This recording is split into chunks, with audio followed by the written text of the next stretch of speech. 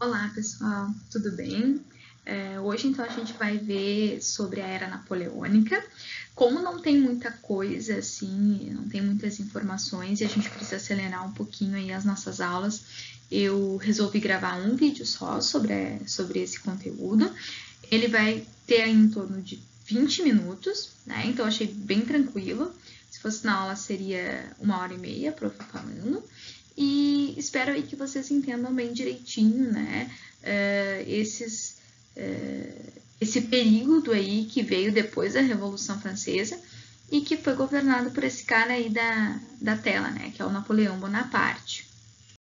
Então, coloquei aqui, gente, para retomar, né, na verdade, sobre o golpe do 18 Brumário, né, que foi quando o Napoleão ele chegou ao poder. Então, vamos lembrar assim dos últimos momentos, né, da Revolução Francesa para contextualizar aí esse golpe. Lembra que teve o período do terror, né, que tinham os jacobinos, e aí, com o tempo, eles foram perdendo o apoio popular e os girondinos tomaram o poder e formaram o diretório, né? E esse diretório, ele era composto por 5 pessoas, né, que governavam a França, e aí, nisso, em determinado momento, se chamou, né, o Napoleão para fazer parte desse diretório. E aí ele vai fazer parte do diretório e ele vai acabar dando esse golpe aí na França, né, onde ele vai tirar esse diretório e vai estabelecer o que a gente vai chamar de consulado, tá? Só vou explicar para vocês o que é isso. É importante saber, gente, que os girondinos eles não convidaram o Napoleão assim para fazer parte do governo por nada, tá?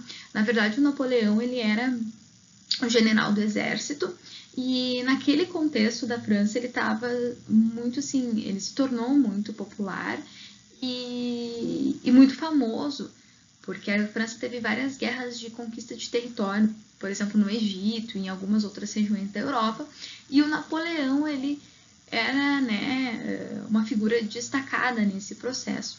Inclusive, ele era muito estrategista, né? Então o exército francês estava tendo muito sucesso sob o comando do Napoleão, tá? E aí, né, por isso, por ele ter se tornado popular, por ele ter adquirido todo esse conhecimento, né, lá na França, todas essas conquistas, é que ele foi convidado para fazer parte do diretório, e aí sim, quando ele chega no diretório, ele dá esse golpe aí, que começa o consulado na França, que acaba com a Revolução Francesa, e que também dá início, né, à Era Napoleônica. Então vejam que é tudo junto, né? Então, acaba a Revolução, começa a Era Napoleônica. É por isso que está no mesmo capítulo também, porque é bem na sequência, né, dos fatos que foram acontecendo. E aí depois, então, desse golpe, ele vai colocar, né, lá na França, um novo sistema político, que é o sistema do consulado, tá? Que vai ali de 1799 até 1804. Nessa época, gente, a França ela era governada por 3 homens, que são esses que estão aí, né? O Napoleão é o do meio. 3 cônsuls, que é um cargo político, né? Antes a gente teve a Convenção Nacional, a gente teve o diretório, agora a gente tem o consulado. E desses 3 cônsuls, adivinhem quem é que era o mais importante? Quem é o que tinha mais poder? Exatamente, era o Napoleão, tá? Nessa fase, gente, vão ser implementadas várias medidas, tá? Várias medidas assim, como, por exemplo, se organiza a cobrança de impostos, se começa a construir várias obras públicas, porque daí essas obras públicas vão gerar emprego para as pessoas lá da França. Também se vai fazer a separação da igreja e do Estado, se acabam com os privilégios, né, da nobreza, do clero, né, e se garante ali o casamento civil e algumas outras coisas. Basicamente, todas essas determinações elas vão fazer parte do negócio chamado Código Civil, tá? Que é uma legislação, que é uma constituição onde se colocam esses ideais. E muitas dessas coisas vocês devem estar assemelhando a informações que a gente já viu em relação à Revolução Francesa. E isso tem relação totalmente com o fato de que a chegada do Napoleão deu fim ao processo revolucionário francês, sim, Mas, na verdade, a gente pode dizer que o Napoleão, ele continuou ali implementando as ideias iluministas. Tanto que o Napoleão ele vai favorecer muito os burgueses e os liberais, que são aqueles que eram adeptos do iluminismo e que depois fizeram a Revolução Francesa e tudo mais, tá, gente? Então, ainda que tenha acabado oficialmente a Revolução com a chegada do Napoleão, as ideias da Revolução, elas foram muito expandidas com o Napoleão, inclusive não só dentro da França, mas também para fora da França, que eu acredito que eu vou estar falando para vocês sobre isso na próxima aula, que é sobre as guerras napoleônicas. E uma outra coisa importante sobre esse Código Civil é que, ainda que ele legitimasse muitas das questões lá da Revolução, né, como a questão do casamento civil, o fim dos privilégios e também a separação do Estado e da Igreja, algumas coisas elas continuaram iguais. Por exemplo, as mulheres, ainda que tenham se manifestado e questionado, continuaram sem ter os mesmos direitos. A gente não teve igualdade entre homens e mulheres nesse código ainda, tá? Então, isso foi uma coisa que ficou. Além disso, as mobilizações e as greves dos trabalhadores, elas ainda eram proibidas. As pessoas elas não podiam se manifestar caso não estivessem gostando, por exemplo, lá do que estava acontecendo nessa época. Tá? Então, esse código ele trouxe alguns avanços, mas ele também trouxe... algumas coisas continuaram iguais. E depois de um tempo, gente, o Napoleão ele se tornou tão popular e com um amplo apoio político assim, de deputados e de outros cargos, que ele acabou, então, meio que se autoproclamando imperador da França. Tá? Então, ele acaba assim, extinguindo o consulado e se torna imperador. E aí até o livro traz para nós ali a explicaçãozinha, né, do que é um império, que é uma questão, uma estrutura centralizada, né, no caso centralizada em torno do Napoleão, que tem uma questão de expansão territorial, né, a gente tem conquistas territoriais envolvidas, enfim, que é o que vai se formar ali na França com o Napoleão nesse momento, tá? Então seria uma segunda fase assim dele, que é a fase do Império, que vai de 1804 até 1815, tá? E nessa fase, assim, o que vai acontecer? Basicamente é quando Napoleão ele começa a expandir o território francês, então, eles vão começar a dominar várias outras regiões, tá? Dominam outras regiões a partir de confrontos, às vezes a partir de acordos, e basicamente se toma conta de uma boa parte da Europa. Infelizmente o livro não traz, né? Ele traz sim, né? E aqui na tela também para nós, né? O tamanho que o Império chegou. Então vocês conseguem ver ali, né? Que dominou a Espanha, dominou a Holanda, dominou a região da Itália, né? Enfim, boa parte da Europa então foi dominada nessa época pelo Napoleão. Então é um momento assim de grandes conquistas, né? Que é o período que também é chamado de Guerras Napoleônicas, porque foi quando se começou essa expansão e muitas delas foram com base em conflitos armados mesmo. Só que aí, gente, né, desses países todos que a França domina, na verdade ela tinha uma inimiga, né, um país que era inimigo, o principal, assim, que era a Inglaterra. Por que a Inglaterra vai ser vista como a grande inimiga francesa? Porque a França está crescendo e ela quer ocupar a posição de potência lá na Europa.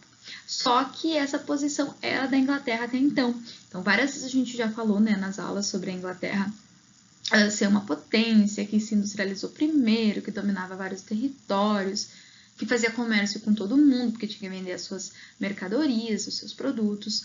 E, no caso, a França ela queria tirar a Inglaterra dessa posição, né, para que ela se tornasse essa potência.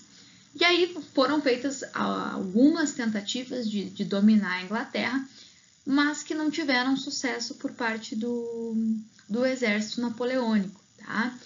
Por vários motivos, gente. A Inglaterra está numa ilha, né? A Inglaterra tem uma frota marítima muito poderosa. Então, por causa de vários fatores, a França ela não conseguiu derrotar a Inglaterra. E é aí que o Napoleão ele vai ter uma ideia, então, para derrotar a Inglaterra de outra forma, que não fosse a forma pelo confronto militar. E a ideia do Napoleão, então, gente, foi o chamado bloqueio continental, tá? O que foi isso?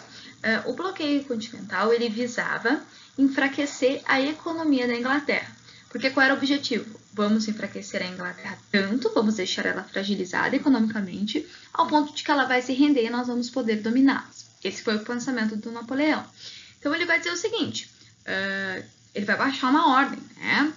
Que, a partir daquele momento, nenhum outro país, aliás, nenhum país da Europa poderia mais comercializar com a Inglaterra, né? Ou seja, ele proibiu os países europeus de comercializarem ou terem qualquer relação econômica com os ingleses. Ele fez essa proibição. E para quem descumprisse, né, qual era a ameaça? A ameaça era o exército da França vai invadir o país que desrespeitar. E o exército na França ele era muito temido naquela época, né? Vejam ali quantas conquistas eles tiveram, quantas regiões eles dominaram.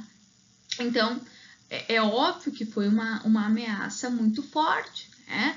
O Napoleão ameaçou de fazer uma guerra, de invadir militarmente aqueles que desrespeitassem esse bloqueio, que era desrespeitar a ordem de comercializar com os ingleses. Só que assim, a gente tem que pensar em várias coisas, né? A Inglaterra comercializava com quase todo mundo ali. E parar de comercializar com a Inglaterra também implicava em fragilizar a própria economia do teu país. Então isso era um problema. Mas por outro lado, talvez era melhor ficar frágil economicamente do que destruído por um confronto. Então, de modo geral, quase todos assim aderiram ao conflito, aliás, à ordem do Napoleão. Mas ainda assim a gente vai ter dois casos, tá, gente? Dois países ali que eles não vão aceitar muito bem assim a ordem do Napoleão e vão continuar comercializando com a Inglaterra. E no caso, né, esses países que não vão aderir ao bloqueio vão ser Portugal e a Rússia, tá? Portugal é o seguinte, Portugal era muito dependente do comércio com os ingleses e num primeiro momento, assim, o Dom João VI, que era o rei lá de Portugal, ele tentou enganar o Napoleão.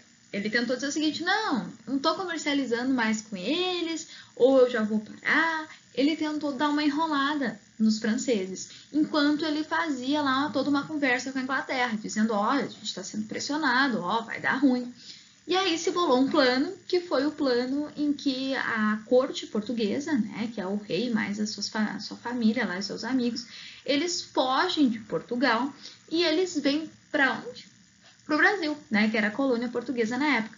Que a gente até vai estudar como esse fato foi super importante para a independência do nosso país, tá? Mas enfim, então Portugal vai fugir e vai vir para cá.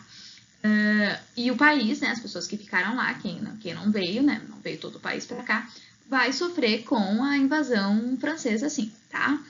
E no caso da Rússia, foi um pouco diferente, porque a Rússia declaradamente disse o seguinte, vá, Napoleão, não vou aderir às tuas ordens, não vou aderir ao bloqueio continental, não.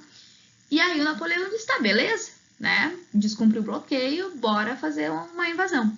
E aí as tropas napoleônicas, o exército ali todo começou a se direcionar lá para a Rússia.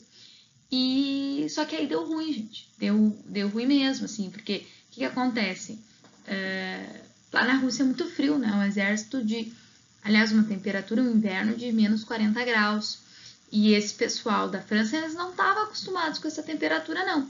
Então, quando eles começaram a invadir o território russo, começaram a sentir assim o peso do inverno, então eles não tinham preparo físico, eles não tinham preparo para todo aquele clima, e isso começou a ficar bem ruim assim para a França.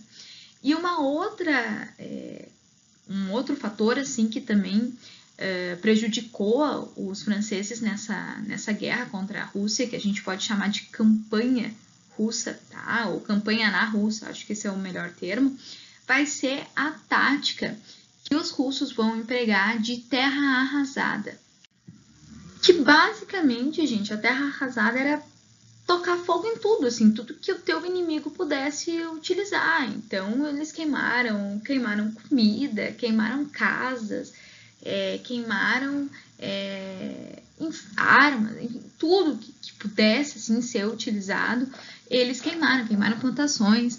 E, obviamente, né, se queimavam onde estava próximo as tropas do Napoleão, mas a população que vivia ali, ela ia recuando, né?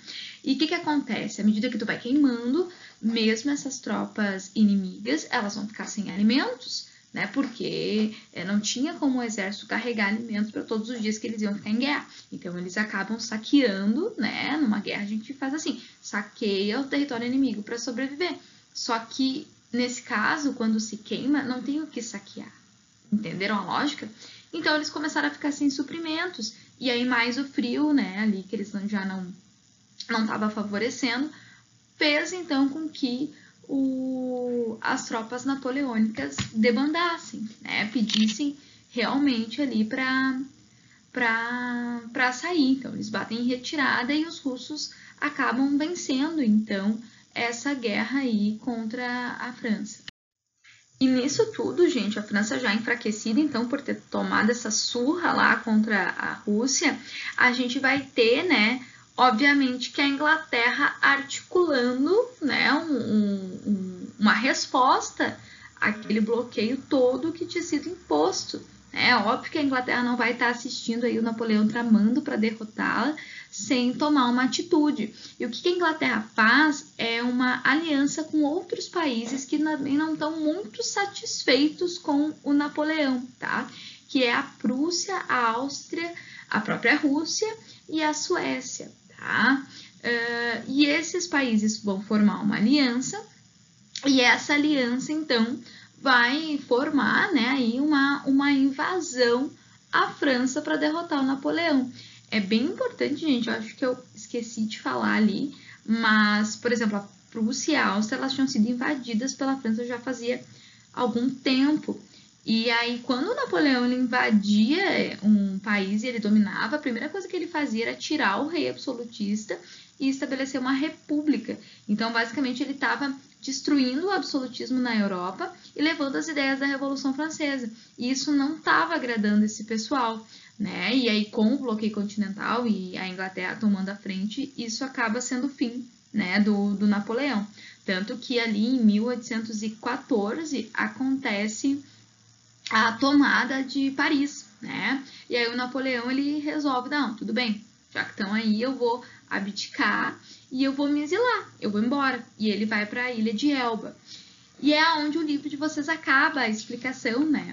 Mas eu vou ainda seguir um pouquinho, porque no fim das contas não acaba aí o período napoleônico, gente. Ele sai, né? Ele se exila e aí ele fica um tempo nessa ilha aí e na verdade, depois de um tempo, ele volta para a França. Ele volta lá para a França e ele não só volta, mas como ele toma o poder de novo. E aí ele toma o poder e aí estabelece o que a gente chama de governo dos 100 dias. Justamente por isso. Então ele volta, ele fica mais ou menos uns 100 dias e aí ele é retirado novamente do poder por aqueles mesmos países, né, ali daquela aliança que a gente falou.